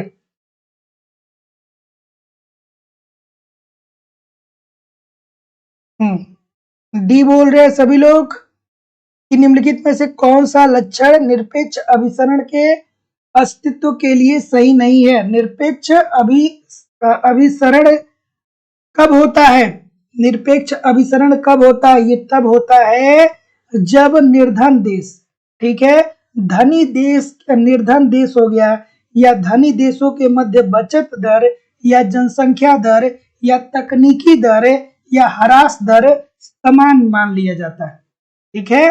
तो जब धनी देश और निर्धन देश दोनों के मध्य तकनीकी को या बचत को या जनसंख्या को समान मान लिया जाता है, तो ऐसी स्थिति में निरपेक्ष अभिसरण की स्थिति क्या होती है दोस्तों?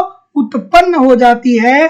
तो जितने लोग भी क्या बोल रहे हैं कि समान पूंजी श्रम अनुपात, सभी लोग का उत्तर यहाँ पे बिल्कुल ठीक हो जाएगा, क्योंकि यहाँ पे नहीं पूछ रहा है।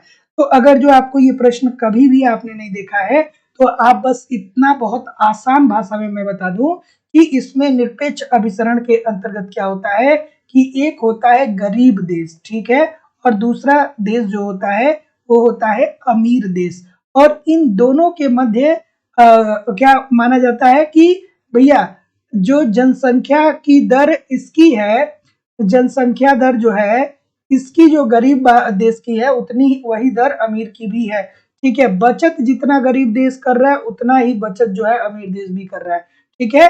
तो समान पूंजी श्रम अनुपात, ठीक है। तो जितने लोग भी क्या बोल रहे हैं कि निम्नलिखित में से कौन सा लक्षण निरपेक्ष अभिसरण के अस्तित्व के लिए सही नहीं है, तो समान पूंजी श्रम अनुपात नहीं ठीक है, भिन्न पूंजी श्रम अनुपात तो ठीक है। तो जितने लोग भी सी बोल रहे हैं बिल्कुल ठीक हो जाएगा। अगला प्रश्न,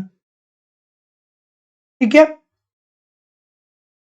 तो निरपेक्ष अभिसरण को दोस्तों भिन्न श्रम अनुपात बोला जाता है ना। चलिए क्या उत्तर आ रहा है भाई? इस सोलो के वृद्धि मॉडल में प्रति व्यक्ति निर्गत किसका फलन होता है? सोलो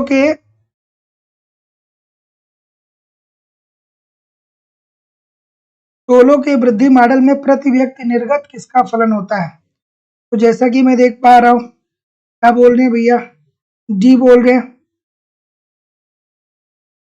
जितने लोग भी डी बोल रहे हैं पूंजी श्रम अनुपात, सभी लोग का उत्तर यहाँ पे ठीक है कि सोलो के वृद्धि मॉडल में प्रति व्यक्ति निर्गत किसका फलन होता है? तो पूंजी श्रम अनुपात का होता है। तो जितने लोग भी डी बोल रहे हैं ठीक बोल रहे हैं। अगला, निम्नलिखित में से कौन सा जेम्स मीड के मॉडल की विशेषता नहीं है? चलिए भैया, जेम्स मीड के मॉडल की विशेषता कौन सी नहीं है?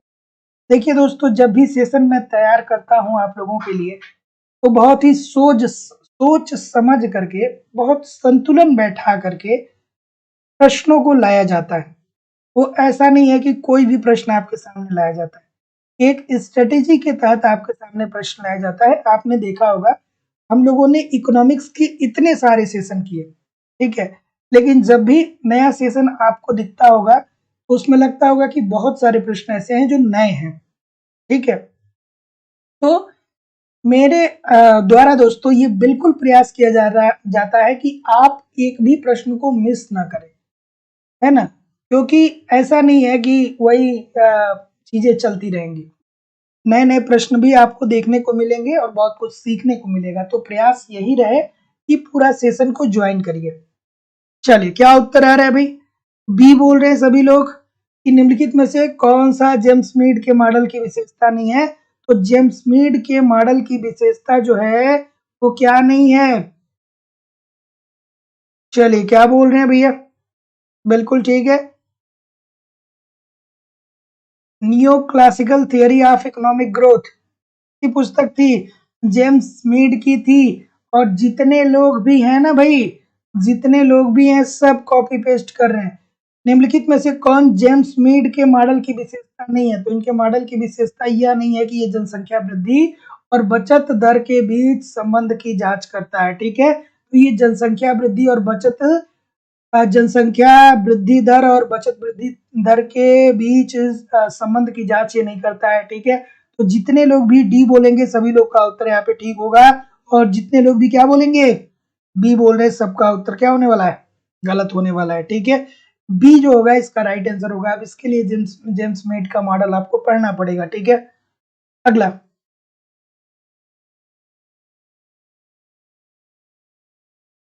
नहीं नहीं, जो ग्राफी पे क्लास हो रहा है वो यूट्यूब पे नहीं मिलेगा। एक्चुअली क्या होता है, कुछ टर्म एंड कंडीशन होते हैं ना, कुछ टर्म एंड कंडीशन होता है। तो जो क्लास ग्राफी पे होती है वो क्लास ग्राफी पे ही होगी, वो यूट्यूब पे नहीं होगी। और जो यूट्यूब पे क्लास होती है वो ग्राफी पे नहीं। तो जो लोग भी ग्राफी पे मुझे ज्वाइन करना चाहते हैं, सुबह में 10 बजे क्लास एक और होती है, वहां पे हम लोग प्रीवियस ईयर के सारे क्वेश्चन पेपर को देख रहे हैं। अभी तक टीजीटी के 2 साल के पेपर को हम लोगों ने देखा है। डिस्क्रिप्शन बॉक्स में आप जाकर के टेलीग्राम ग्रुप को ज्वाइन कर लीजिए और वहां पे ग्राफी का लिंक दिया गया है, उसको डाउनलोड करके आप क्या करिएगा कि मुझे वहां फॉलो कर लीजिएगा। सुबह में 10 बजे आपकी क्लास होती है। क्या उत्तर होगा भैया? बिल्कुल ठीक है।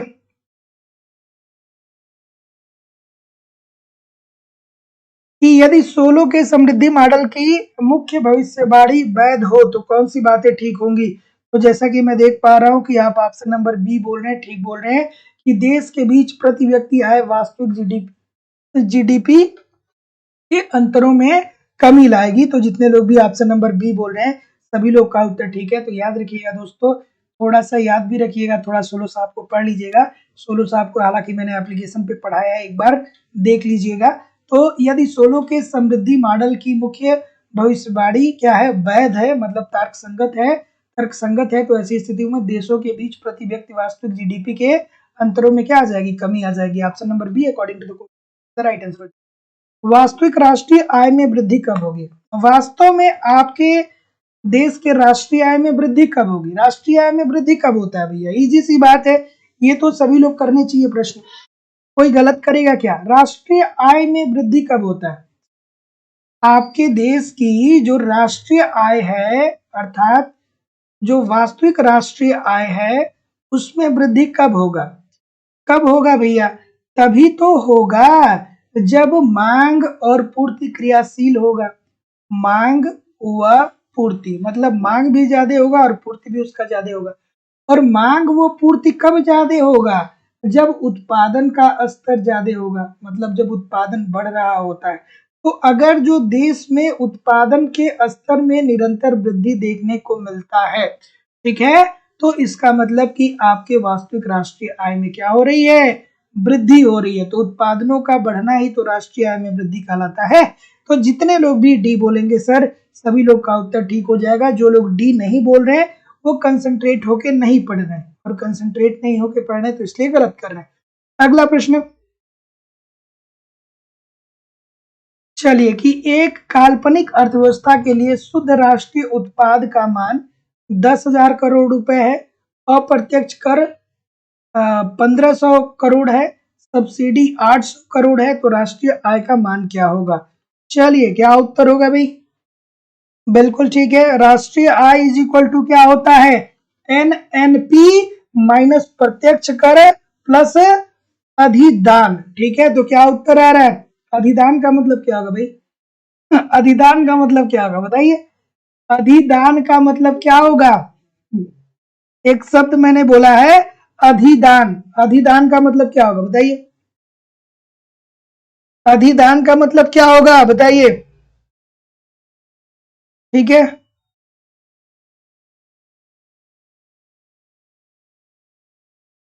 हाँ ठीक है। तो क्या उत्तर बोल रहे हैं भैया? तो कितना, राष्ट्रीय आय इज इक्वल टू क्या हो जाएगा, शुद्ध राष्ट्रीय उत्पाद का मान, मतलब क्या हो जाएगा, 10,000। ठीक है, उसके बाद दोस्तों इसमें कितना दिया है, अप्रत्यक्ष कर कितना दिया है, 1500, 1500 करोड़, और प्लस सब्सिडी, इसी को क्या बोलते हैं, अधिदान बोलते हैं। ठीक है, तो क्या उत्तर आ रहा है, इसी को क्या बोलते हैं, अधिदान बोलते हैं। तो इसका उत्तर क्या आ जाएगा, 9300 करोड़। ठीक है, तो जितने लोग भी डी बोल रहे हैं सभी लोग का उत्तर यहाँ पे बिल्कुल ठीक होने वाला है। अगला प्रश्न, याद रखिएगा कभी कभी पूछ देगा, अधिदान। ठीक है, अधिदान या उपादान पेपर में आ जाएगा, फिर आप कहेंगे सर जी अधिदान तो हमने कभी सुना ही नहीं था। बहुत सारे लोग कनेक्ट कर देंगे अप्रत्यक्ष कर से। ठीक है, सच्ची सच्ची बताइए, कितने लोगों को अधिदान जब मैं बोला हूं तो अप्रत्यक्ष कर समझ में आया? कई लोग इमेजिन किए होंगे कि अधिदान का मतलब अप्रत्यक्ष कर भी हो सकता है। अगला प्रश्न भैया बता दीजिए क्या उत्तर आ रहा है। बाजार मूल्य पर सकल राष्ट्रीय उत्पादन की गणना में निम्नलिखित में से किसको सम्मिलित नहीं किया जाता है। तो जैसा कि मैं देख पा रहा हूं, उपादान अर्थात सब्सिडी की हम क्या करते हैं, सब्सिडी को हम सम्मिलित नहीं करते हैं। सब्सिडी हमको गवर्नमेंट हमें जनता को प्रदान करती है। क्यों सब्सिडी प्रदान करती है? ताकि सभी लोगों तक कुछ सुविधाएं ऐसी हैं जो पहुंच सके। जैसे गैस सिलेंडर पे सब्सिडी आपको मिलता है। तो जितने लोग भी डी बोल रहे हैं सभी लोग का उत्तर यहाँ पे बिल्कुल ठीक हो जाएगा। ठीक है, अगला।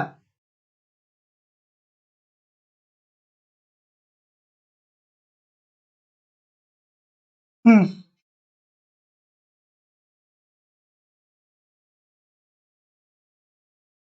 हाँ सब्सिडी की बात हो रही थी।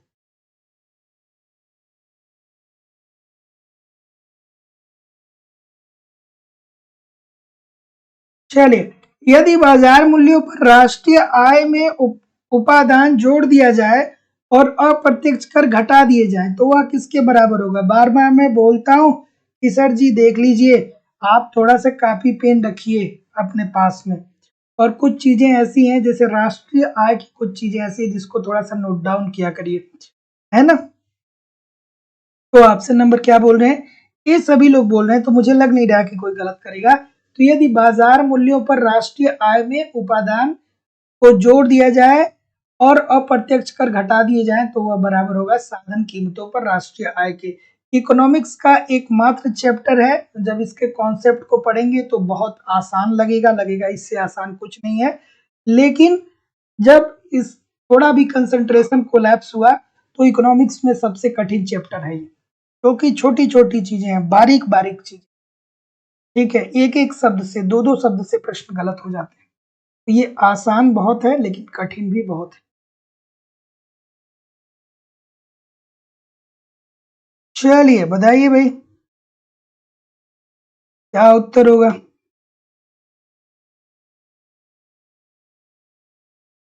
तो जितने लोग भी ये बोल रहे हैं, राष्ट्रीय आय समिति की नियुक्ति कब हुई थी? 1949 में। राष्ट्रीय आय समिति में कौन कौन सदस्य था? कमेंट करके जरूर बताइएगा कि राष्ट्रीय आय समिति में कौन कौन सदस्य था। बिल्कुल ठीक है, आर के वी के राव साहब थे और कौन था, गाडगिल साहब थे। प्रश्न पूछा जाता है इसलिए मैं बता रहा हूं। ठीक है, तो राष्ट्रीय आय समिति की नियुक्ति कब होती है? 1949 में। और आर के वी के राव और गाडगिल जो थे इसके क्या थे, सदस्य थे। तो जितने लोग भी ऑप्शन नंबर क्या बोल रहे हैं, ये बोल रहे हैं, ठीक है। और राष्ट्रीय आय समिति के सलाहकार कौन थे, है ना। सलाहकार कौन थे, सलाहकार कौन थे राष्ट्रीय आय समिति के? तो वो थे साइमन कुजनेटस, कुजनेटस। ठीक है, इनका नाम देख के लगता है कि यार ये बहुत पुराने अर्थशास्त्री होंगे। ठीक है, तो जितने लोग भी ऑप्शन नंबर ए बोल रहे हैं सभी लोग का उत्तर यहाँ पे बिल्कुल ठीक है। और जो सबसे महत्वपूर्ण है वो क्या है, इसके जो अध्यक्ष थे वो कौन थे, महाल नोबिस साहब। ठीक है, तो ऑप्शन नंबर क्या हो जाएगा, ये this is the right answer हो जाएगा। तो याद रखिएगा राष्ट्रीय आय समिति की नियुक्ति जो होती है वो 1949 में होती है। इसके अध्यक्ष जो हैं वो पीसी महालनोबिस हैं। इसके जो सदस्य हैं वो आर के वी के राव हैं और गाडगिल साहब हैं। और इस समिति के जो सलाहकार थे वो थे साइमन कुजनेटस। तो जितने लोग भी ए बोल रहे हैं ठीक बोल रहे हैं। अगला क्या उत्तर होगा भाई,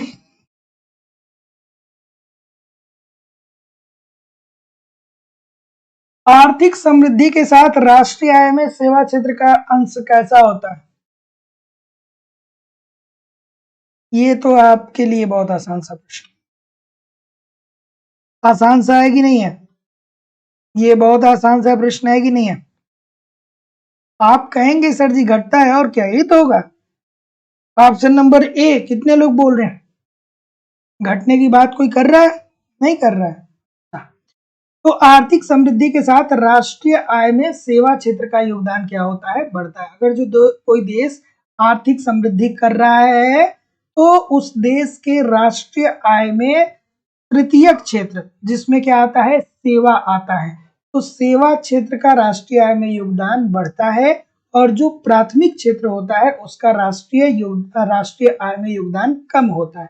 अगर जो आप यूएसए की इकोनॉमी को देखेंगे और भी बड़ी बड़ी इकोनॉमी को आप देखेंगे तो उनके राष्ट्रीय आय का जो प्राथमिक क्षेत्र है वहां से केवल और केवल 3% ही योगदान मिलता है।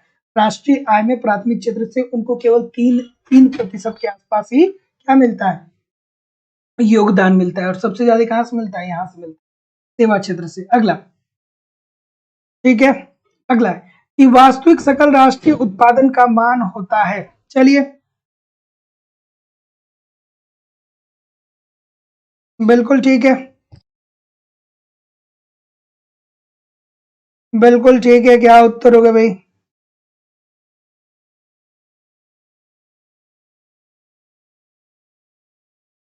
चलिए, कि वास्तविक सकल राष्ट्रीय उत्पादन का मान होगा, तो जैसा कि मैं देख पा रहा हूं, बिल्कुल ठीक है, बिल्कुल ठीक है, बिल्कुल ठीक है, बिल्कुल ठीक है, बिल्कुल ठीक है। ऑप्शन नंबर क्या होगा भाई? गलतियां हो रही हैं बहुत सारी। डी उत्तर होगा यार, इतने सारे लोग गलत क्यों कर रहे हैं?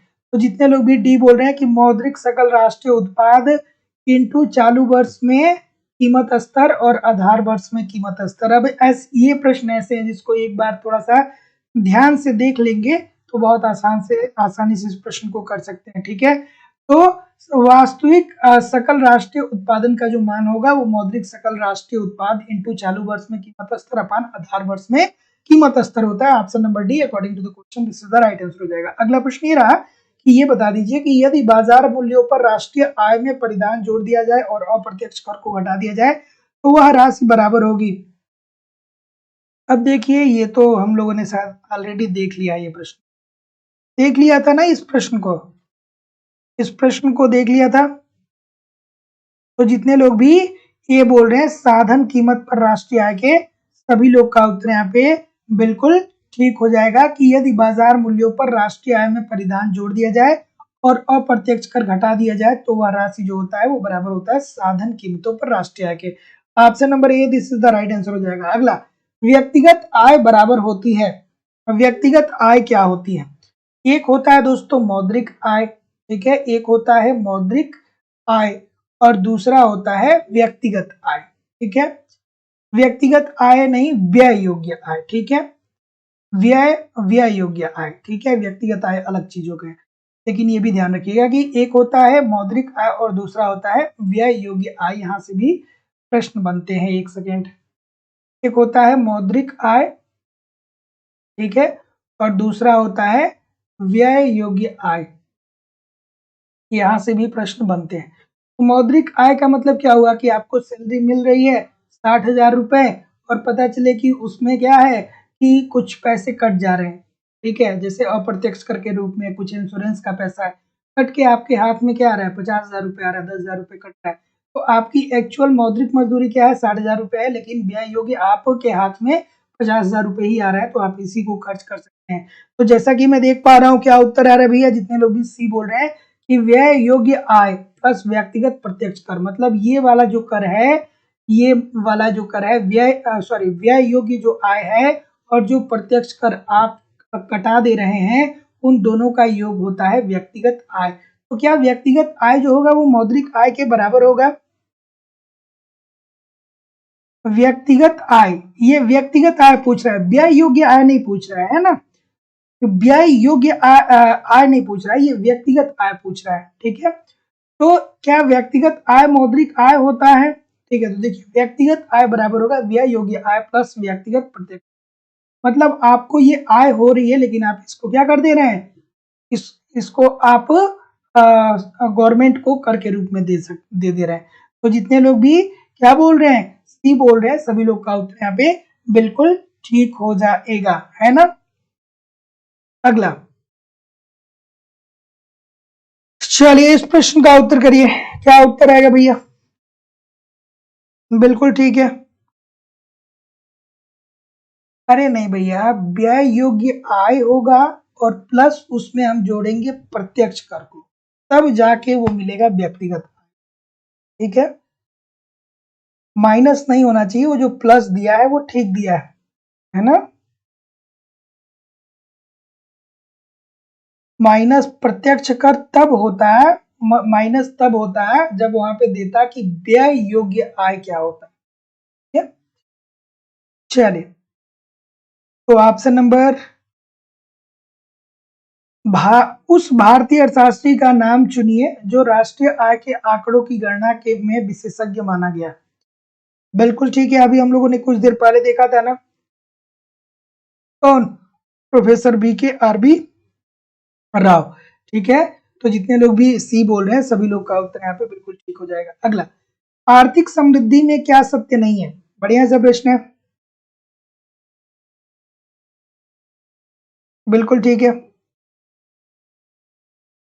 ठीक है,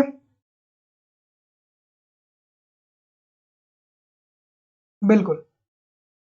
चलिए तो अगला प्रश्न ये रहा, आर्थिक समृद्धि में क्या सत्य नहीं है? आर्थिक समृद्धि के लिए कौन सी बातें ठीक नहीं है? आर्थिक समृद्धि किससे संबंधित है? विकसित देशों से संबंधित है, और विकसित देश जो होते हैं वो आत्मनिर्भर होते हैं। ठीक है, मतलब उनकी जो मांग होती है उसकी पूर्ति खुद ही कर लेते हैं। ठीक है, तो ऐसी स्थिति में विदेशी व्यापार और महत्वपूर्ण नहीं होगा। ठीक है, तो जितने लोग भी डी बोलेंगे सभी लोग का उत्तर यहाँ पे बिल्कुल ठीक हो जाएगा। अगला प्रश्न,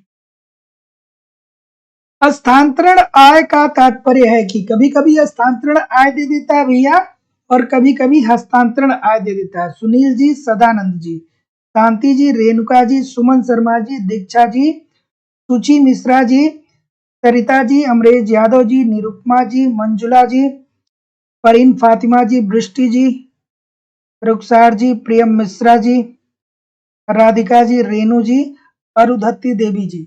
बात समझ में आ रही है कि कभी कभी हस्तांतरण आय को हस्तांतरण आय भी दे देता है, और ये क्या होता है? ठीक है, तो जितने लोग भी क्या बोलेंगे, सी बोलेंगे, सभी लोग का उत्तर ठीक है सर, कि जो आय आर्थिक क्रियाओं से प्रदर्शित नहीं होता है, अर्थात क्या होता है, पेंशन दिया जाता है। ठीक है, क्या दिया जाता है? पेंशन दिया जाता है। क्या दिया जाता है? छात्रवृत्ति दिया जाता है। ठीक है, समझ रहे हैं कि नहीं समझ रहे हैं? समझ रहे हैं ना, हाँ समझिएगा। छात्रवृत्ति दिया जाता है, आपको उपहार सरकार देती है, लैपटॉप देती है, फोन देती है। ठीक है, तो वास्तविक रूप में एक जो पेंशनधारी है सरकार को कोई सेवा नहीं दे रहा है, लेकिन फिर भी सरकार उसको क्या दे रही है? पैसे दे रही है। छात्रवृत्ति, छात्र पैसा कोई छात्रवृत्ति, छात्र कोई कार्य नहीं कर रहा है, लेकिन फिर भी छात्र के सपोर्ट के लिए क्या कर रहा है? सरकार पैसे दे रही है, उपहार दे रही है। क्यों? क्योंकि भैया हमको अच्छा बनना है। अगला, इस प्रश्न का उत्तर करिए कि निम्नलिखित कारकों में से कौन सा कारक सकल राष्ट्रीय उत्पादन में प्रत्यक्ष रूप से वृद्धि करेगा?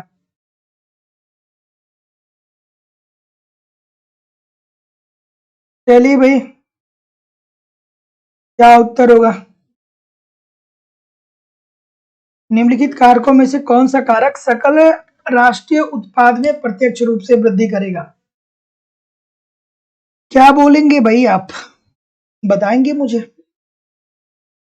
आप कहिए सर जी। देखिए, उत्पादन में प्रत्यक्ष रूप से वृद्धि कब होगा? उत्पादन बढ़ाना है तो इजी सी बात है कि विनियोग बढ़ाना पड़ेगा।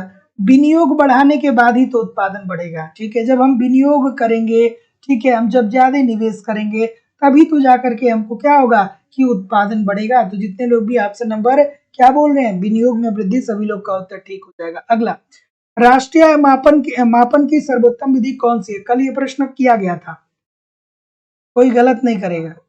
ठीक है, राष्ट्रीय आय को मापने का सबसे बेहतर विधि क्या कौन सा है जिसमें सबसे कम त्रुटि देखने को मिलती है? बता दीजिए भाई, कोई गलत करेगा क्या? हम्म, तो जितने लोग भी गलत नहीं करेंगे, मुझे नहीं लग रहा है कि कोई गलत करेगा, सभी लोग ठीक करेंगे भाई, सभी लोग क्या है, जिम्मेदार है। तो जितने लोग भी ये बोल रहे हैं कि उत्पाद विधि और व्यय विधि दोनों, ठीक है, तो अगर जो राष्ट्रीय आय का मापन उत्पाद विधि और व्यय विधि के समन्वय के साथ किया जाता है तो राष्ट्रीय आय को के मापन में त्रुटि की संभावना जो होती है वो अत्यंत ही कम होती है। तो जितने लोग भी ए बोल रहे हैं ठीक बोल रहे हैं। अगला,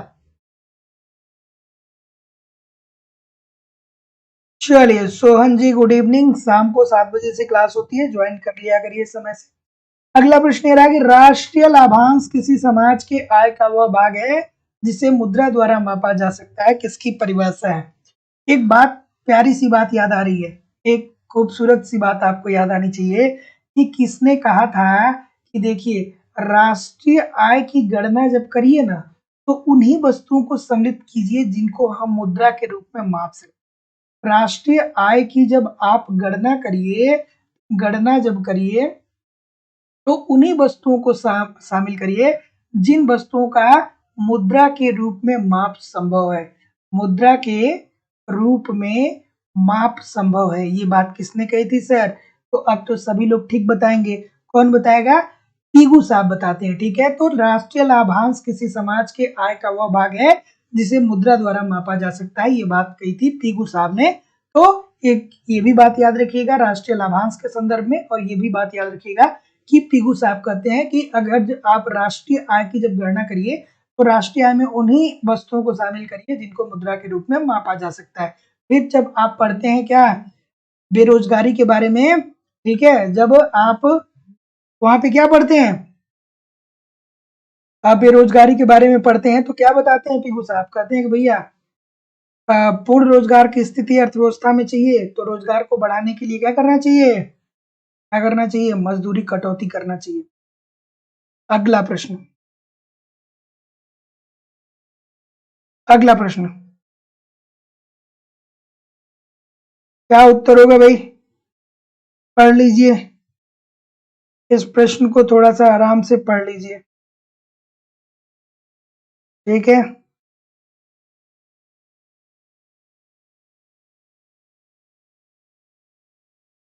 इस प्रश्न को आराम से पढ़ लीजिए। राष्ट्रीय लाभांशों तथा आय में केवल अंतिम उपभोक्ताओं द्वारा प्राप्त सेवाएं सम्मिलित होती हैं। ठीक है, ये पॉइंट आउट करने की जरूरत है। अंतिम उपभोक्ता चाहे वे भौतिक या मानवीय वातावरण से प्राप्त हो। इस प्रकार एक पियानो या ओवरकोट जो मेरे लिए इस वर्ष बनाया गया है इस वर्ष की आय का भाग नहीं है, वरन पूंजी में वृद्धि में है। केवल इन वस्तुओं द्वारा मेरे लिए इस वर्ष की गई सेवाओं की आय है। ये परिभाषा किसकी है, तो जो गहराई से पढ़ा होगा भैया इस प्रश्न को वो जानता होगा कि ये बात किसके द्वारा कही गई है, फीसर साहब के द्वारा कही गई है। अगला, राष्ट्रीय आय की गणना कितने अवधि के लिए की जाती है। राष्ट्रीय आय की गणना जो है वो कितने अवधि के लिए की जाती है भाई, बताएंगे। ओवरकोट और पियानो की बात फीसर साहब ही करेंगे, है ना। क्या उत्तर आ रहा है कि, और कल 10 बजे ग्राफी पे जरूर जुड़ा करिए, है ना, वहां पे काफी महत्वपूर्ण सेशन चल रहा है, तो 10 बजे सभी लोग लाइव जुड़ा करिए ग्राफी पे। क्या उत्तर आ रहा है भाई, ये बोल रहे हैं सभी लोग, कुछ लोग डी भी बता रहे हैं, 5 वर्ष बता रहे हैं। अच्छा भाई, कितने लोग 5 वर्ष बता रहे हैं।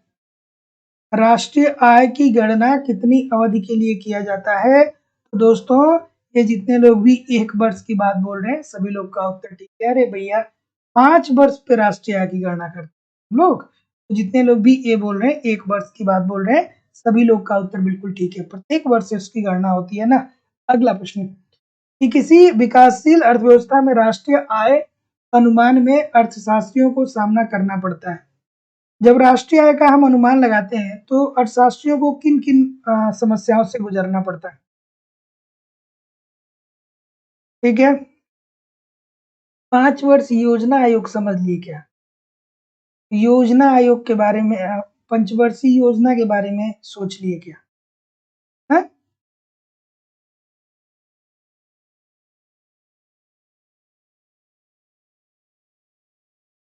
ठीक है,